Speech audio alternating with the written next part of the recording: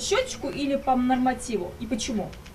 По счетчику. Сколько потратили, так и заплатим. По счетчику или по нормативу за содержание общедомового имущества у жителей многоэтажек появится выбор. Активисты за правильные начисления ждут 10 августа, чтобы забыть нормативы по ОДН и перейти на факты.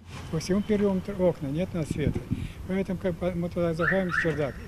Как дома, свечей ничего не надо. Ночью никто там не лазит. Старший по дому Геннадий Сомов однозначно за счетчики. Сейчас коммунальщики пользуются специальной формулой, где учитываются места общего пользования и площадь дома. Но вот чердак и подвал в их многоэтажке никогда не освещались, а жильцы в минусе.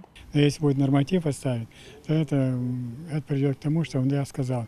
Вот у меня ОДН подскочил в 3 раза. В Татарстане почти в каждом доме приборы учета. Только вот за эти 7 месяцев, по мнению коммунальщиков, у жильцов могло забыться бережливое отношение. Если вот в таких вот двухэтажках минимальное количество квартир, соответственно, владельцы могут между собой договориться и потреблять энергию куда меньше, то в многоэтажках сделать это гораздо сложнее. Да и собрать жильцов куда проблематичнее. Но речь идет о том, чтобы сейчас в тех домах, которые перейдут на расчет, опять же, по приборам учета, чтобы все правильно начислено.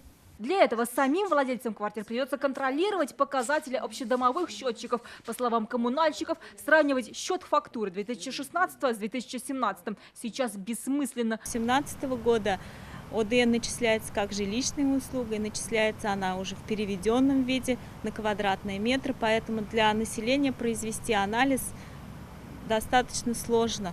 За систему расчета по счетчикам остаются как сами жильцы, так и коммунальщики. Общедомовой обязательно должен быть счетчик учет, потому что он именно определяет затраты, которые происходят по дому, и реальные. Поставщики услуг нам 100% выставляют по показаниям прибора учета, а мы частично только начисляем население. А вот разница остается как искусственный долг. Отменить нормативы и перейти на приборы учета жильцы смогут только после общего голосования, и в каждом случае должно решить большинство. Альбина Минибаева, Данил Филатов, ТНВ, Казань.